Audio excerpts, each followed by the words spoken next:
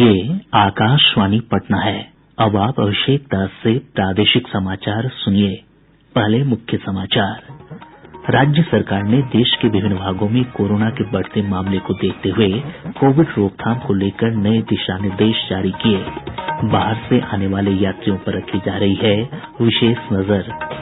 स्वास्थ्य मंत्री मंगल पांडेय ने सभी जिलों को अत्यधिक सतर्कता बरतने का निर्देश दिया। कहा, कोविड केयर सेंटर को किया जा रहा है सुचारू। प्रदेश में अब तक 14,72,419 लोगों को कोविड के टीके दिए गए। और गया जिले के डुमरिया में सुरक्षा बलों और नक्सलियों के बीच मुठभेड़ में 4 नक्सली मारे गए। बुलेटिन की शुरुआत इस संकल्प के साथ। कोविड-19 महामारी के खिलाफ देश एकजुट होकर लड़ रहा है।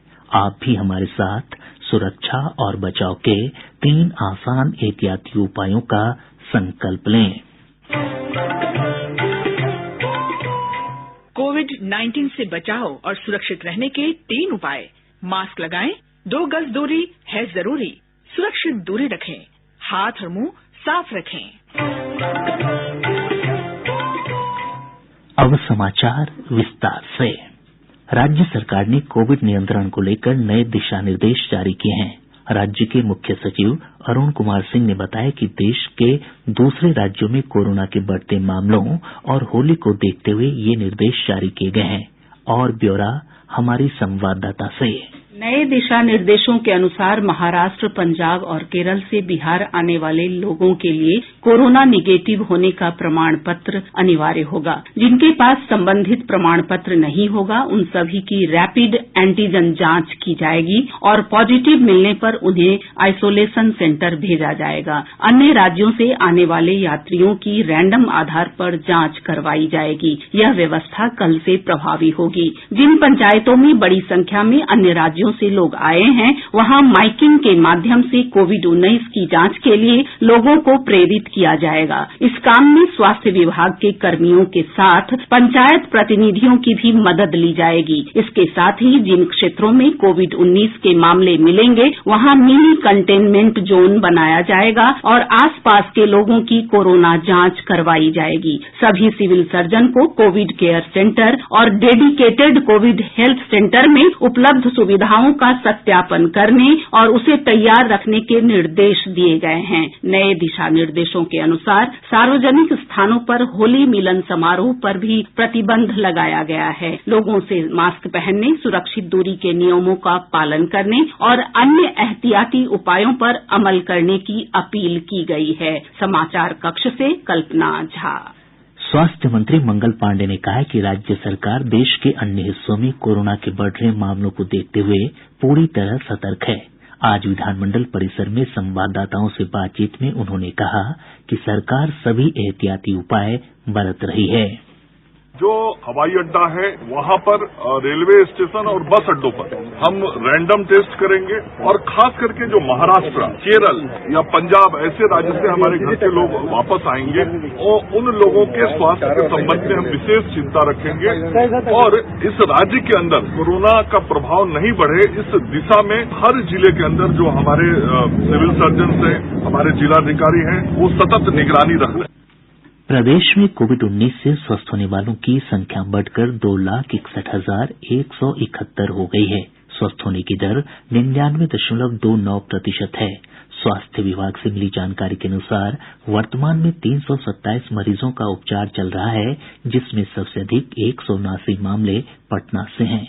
अरवल, बांका, बक्सर, गोपालगंज, जमुई, शेखपुरा और शिवहर जिलों में कोविड का एक भी सक्रिय मामला नहीं है। वहीं राज्य में इस वैश्विक महामारी से मरने वालों की संख्या बढ़कर 1,552 हो गई है। प्रदेश में अब तक 14,72,419 लोगों को कोविड के टीके दिए जा चुके हैं। स्वास्थ्य विभाग से प्राप्त जानकारी के अनुसार इनमें से 11,52,120 लोगों को टीके की पहली डोज, जबकि 3,20,299 लोगों को दूसरी डोज दी गई है। किसी भी लाभार्थी के स्वास्थ्य पर टीके का गंभीर प्रतिकूल असर नहीं दिखा है। केंद्र सरकार ने आज फिर कहा कि रेलवे का निजीकरण नहीं किया जाएगा। रेल मंत्री पीयूष गोयल ने लोकसभा में कहा कि रेलवे देश की संपत्ति है और हमेशा रहेगी। मैं स्पष्ट कर दूं, भारतीय रेल कोई कभी प्राइवेटाइज नहीं होगी। भारतीय रेल भारत की संपत्ति है, भारत की रहेगी, भारत के लोगों की रहेगी। लेकिन आखिर रोड भी भारत की संपत्ति है, तो क्या कोई कहता है कि रोड पे सिर्फ सरकारी गाड़ियां चलेंगी? ऐसा तो कोई नहीं कहता है ना। रोड के ऊपर जितनी ज्यादा गाड़ियां चलेंगी उतना देश का हित है, लोगों को सुविधा मिलेगी। तो क्या रेलवे लाइन अगर एक बार लग गई तो उस पर भी कोशिश नहीं होनी चाहिए कि अच्छी सुविधाएं हमारे यात्रियों को मिले, अच्छी स्पीड की फ्रेट ट्रेन चले, और उसमें अगर कोई निजी निवेश आता है तो मैं समझता हूं उसका स्वागत होना चाहिए। बेगूसराय जिले में निजी कंपनी पेप्सिको इंडिया 500 करोड़ रुपए का निवेश करेगी। उद्योग मंत्री सैयद शाहनवाज हुसैन ने बताया कि बरौनी औद्योगिक क्षेत्र के असुरारी में कंपनी को प्लांट लगाने के लिए सरकार ने 55 एकड़ जमीन का आवंटन किया है। उन्होंने बताया कि इससे क्षेत्र के लगभग 2000 लोगों को प्रत्यक्ष और अप्रत्यक्ष तौर पर रोजगार मिलेगा।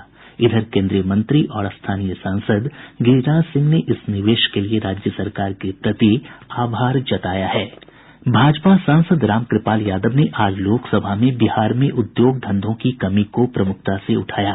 श्री यादव ने कहा कि बिहार के बंटवारे के बाद सभी सरकारी उपक्रम झारखंड चले गए, जिस कारण बिहार एक तरह से उद्योग विहीन राज्य हो गया। उन्होंने कहा कि राज्य सरकार की पहल के बावजूद इस क्षेत्र में कोई खास प्रगति नहीं हुई है, इसलिए केंद्र सरकार को इस मामले पर गंभीरता से विचार करना चाहिए। प्रादेशिक समाचार आप आकाशवाणी पटना से सुन रहे हैं। गया जिले के डुमरिया में सुरक्षा बलों और नक्सलियों के बीच मुठभेड़ में 4 नक्सली मारे गए हैं। मृतकों में डुमरिया क्षेत्र का जोनल कमांडर अमरीश भोक्ता भी शामिल है।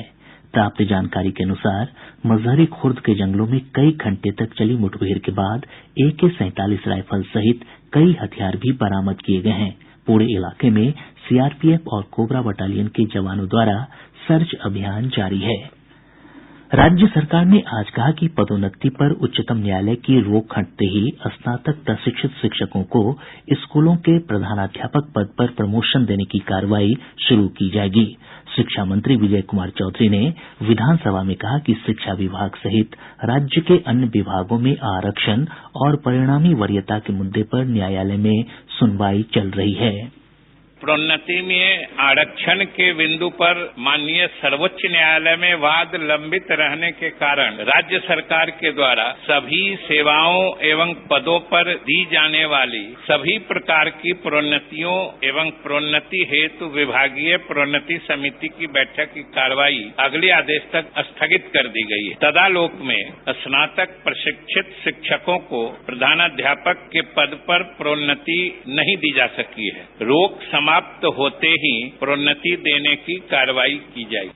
शिक्षा मंत्री विजय कुमार चौधरी ने आज विधानसभा में कहा कि कोरोना काल में पढ़ाई बंद रहने के दौरान निजी स्कूलों द्वारा अभिभावकों से वसूली गई फीस पर सरकार रोक नहीं लगा सकती है। राजद के भाई वीरेंद्र के एक सवाल के जवाब में श्री चौधरी ने कहा कि राज्य सरकार को निजी स्कूलों के इस प्रकार के मामले में दखल देने का अधिकार नहीं है। महोदय, हम उनके शुल्क पर नियंत्रण तो रखते हैं, लेकिन उनका माफी मतलब वो बिल्कुल माफ कर देना, इसके बारे में कोई नियम के तहत सरकार को अभी ये अधिकार प्राप्त नहीं है। सर्पदंश के कारण होने वाली मृत्यु पर राज्य सरकार की ओर से मुआवजा देने का मुद्दा आज विधानसभा में प्रमुखता से उठा। भाजपा के पवन जायसवाल और संजय सरावगी ने संबंधित प्रश्न को एक विभाग से दूसरे विभाग तक टाले जाने पर नाराजगी जताई। भाजपा के नंदकिशोर यादव ने इसे पूरे राज्य के लिए महत्वपूर्ण मुद्दा बताते हुए आपदा प्रबंधन और वन तथा पर्यावरण विभाग द्वारा निर्णायक फैसला लेने की बात कही। महोदय, गंभीर विषय, ये विषय किसी एक सदस्य का नहीं महोदय, ये पूरे राज्य के अंदर का विषय है। और जब एक बार सदन के अंदर किसी माननीय मंत्री ने इस बात का आश्वासन दिया है कि हम ऐसा करेंगे तो उसका क्रियान्वयन होना चाहिए। लेकिन मुझे लगता है कि दोनों मंत्री और दोनों प्रधान सचिव बैठ करके इसका निर्णय करें, माननीय उप मुख्यमंत्री जी की अध्यक्षता में बैठक हो जाए तो निदान हो सकता है। उप मुख्यमंत्री सह आपदा प्रबंधन मंत्री रेणु देवी का कहना था कि बाढ़ के दिनों में सांप काटने से मृत्यु पर ही मुआवजा दिया जाता है कि जिस समय बाढ़ होती है उस समय सर्पदंश काटने के बाद उन्हें 4 लाख रुपया दिया जाता है, लेकिन ऐसे दिनों में जिस समय बाढ़ आपदा ना रहे, ऐसे दिनों में अगर सर्पदंश होते हैं तो उनको ये पैसा नहीं मिलता। अंगुली में डसले बिया नगनिया हो सैया के बुलायदा जैसे गीतों के रचयिता पंडित महेंद्र मिश्र की आज जयंती है। उनका जन्म आज ही के दिन 1886 ईस्वी में सारण जिले के मिसरौलिया गांव में हुआ था। वे न सिर्फ गीतकार बल्कि एक संगीतकार भी थे। पुरबिया के साथ साथ कजरी, दादरा, खेमका और ठुमरी पर भी उनका समान अधिकार था। पंडित जी के कई गीतों से प्रभावित होकर भिखारी ठाकुर ने अपने कई नाटकों का मंचन किया था। एक गीतकार होने के साथ साथ महेंद्र मिश्र एक प्रख्यात स्वतंत्रता सेनानी भी थे। उनकी जयंती पर प्रदेश भर में कई कार्यक्रमों का आयोजन कर उन्हें श्रद्धांजलि दी गयी।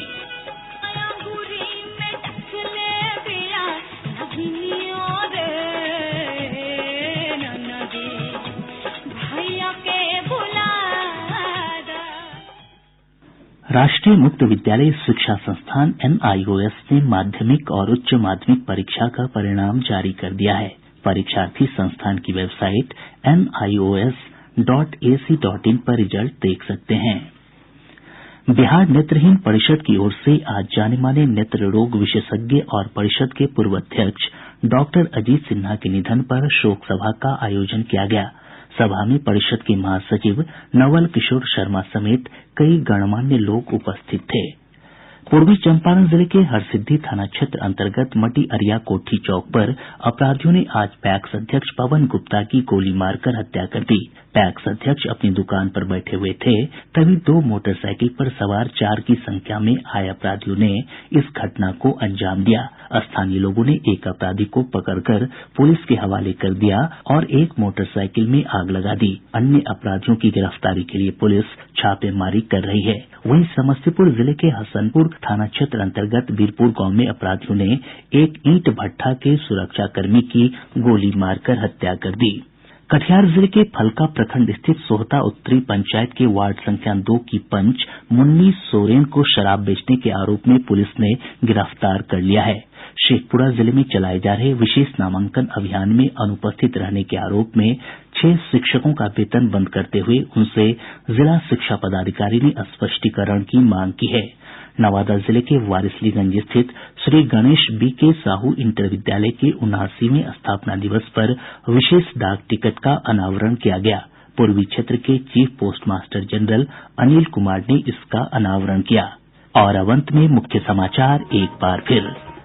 राज्य सरकार ने देश के विभिन्न भागों में कोरोना के बढ़ते मामले को देखते हुए कोविड रोकथाम को लेकर नए दिशा निर्देश जारी किए। बाहर से आने वाले यात्रियों पर रखी जा रही है विशेष नजर। स्वास्थ्य मंत्री मंगल पांडेय ने सभी जिलों को अत्यधिक सतर्कता बरतने का निर्देश दिया। कहा, कोविड केयर सेंटर को किया जा रहा है सुचारू। प्रदेश में अब तक 14,72,419 लोगों को कोविड के टीके दिए गए। और गया जिले के डुमरिया में सुरक्षा बलों और नक्सलियों के बीच मुठभेड़ में 4 नक्सली मारे गए। इसके साथ ही आकाशवाणी पटना से प्रसारित प्रादेशिक समाचार का ये अंक समाप्त हुआ। कोविड-19 से बचाव और सुरक्षित रहने के 3 उपाय। मास्क लगाएं, 2 गज दूरी है जरूरी, सुरक्षित दूरी रखें, हाथ और मुंह साफ रखें।